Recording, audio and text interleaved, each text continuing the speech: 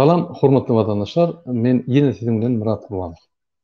Men häzir depression ýa-ni izolyator diýerde deportasiýa üçin adamlar taklanýan ýerden Istanbulyň aeroportundan size efir edýän. Meniň ýagdaýlarym gowy hemme zat. Şu gün meni Fransa uğratjak boldylar, bolýan men soňky moment özüm durdum, uğratmany tebe adwokatlyň gürleşdim. Biz şu gün Ankara'nı ve İstanbul ve İstanbul'daki internasyonel aeroport barlak görsek hiç ili karar menin Türkiye girmem gadawan boýunça hiç il karar yok. Şu sebäpli biz bizim şansımız boldy. İçine girmek için biz şunu et gördük. Şu reçelli biz hiç il karar tap bilen zor. Türkiye'nin göç edaratynyň yani menin Türkiye gelmem gadawan boýunça bir komissiýa karary bolmaly. Göç edaran şol karar ýok. Nähili esasda bular sistema meni zapryada goýdular. Häzir onu kesikläp otyrys. Adwokatymyz iş açyp bilenok, şo karar bolmasa onu diýmek hiç hili zapret ýok. Hiç hili gadaňçylyk ýok diýmek. Diňe sistemanyň içindäki maglumatlar we olan hiç daha esaslanmadyk maglumatlar. Ne şu ýaly ya korrupsiýa ýa-da hakykatdan ama göç edarasy Türkmenistan hökümeti bilen gönülen işler şu zatlar edýär, biz muny kesikläp otyrys. Şonuň üçin men ýene de bir näçe gün galdym şu zatlar kesiklemek üçin. Biz şol karar gözleýär, bize gökejek diýerler, Ankara'ya berýärler, Ankara'da bir adwokat gözläp ýör. Beýerde diýerler, şol aeroportun göç edarasy şular netijeler alanna ýa-da şular çöwükler alanna hökümet suratda şonuň karary eline bolmasy, karar fundamental esasy bazy şoňa esaslanyp şular ýa-ni hemme netijeler çykyp bilýär kararlary. Ne şol bolman soň men şu sebäpli adwokat bilen şu meseleleri berdi tertdim. Ýöne problemi ýok menne.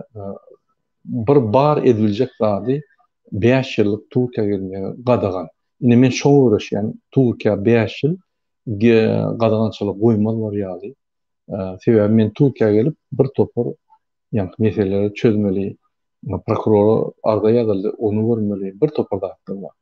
Munyň çözgütleri köp. Egerde mysal üçin men gaýdan ýagdaýymda da maňa 60 gün berilýär. 60 gün içinde men ýa-ni reklamasiýa edip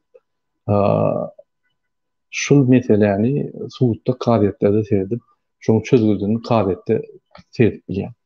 Ne şu ýaly maglumatlar şu neçeldi men janyňda hem zat ýaly.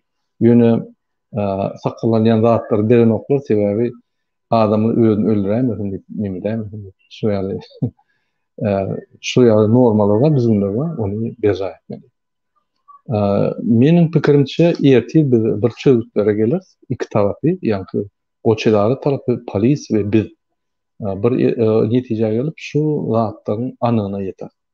Meniň şu neçeli pikir edişim bulan karary we ýa kararyň esasyna herket edenler diýip pikir edenim bolum ýöne men şol ýalňyşar diýip gorkýan ýöne şoň kararam ýok gady.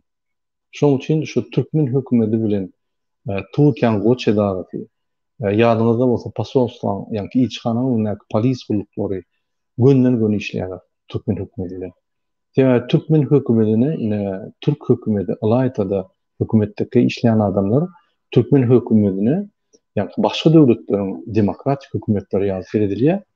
Olar habarlary ýok. Türkmenistan'ın hökümetini banditler basmalarını Berdi Muhammedowyň esas banditlerini habarlary ýok. Aşaklarda adamlar habarly ýöne ýok orada. Helem yani kara äynekli gelip ýöler habarlary ýok. Bu zatdan üstü şu ýaly mysallar bilen açyk gidip otýar.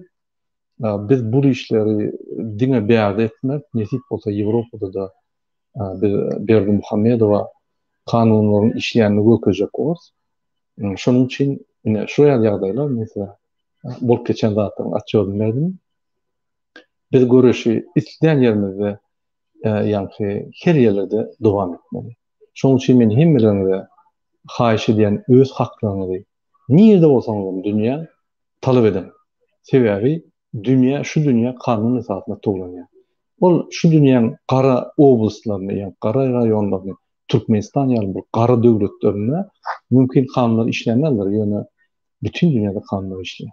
Esas kanuny göre bütün dünýä ýani toglanyp dur we hereketler geçip dur.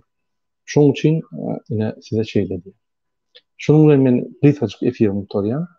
Sizin hemmäňize diňe jansalyk arzu edýän. Sag bolun.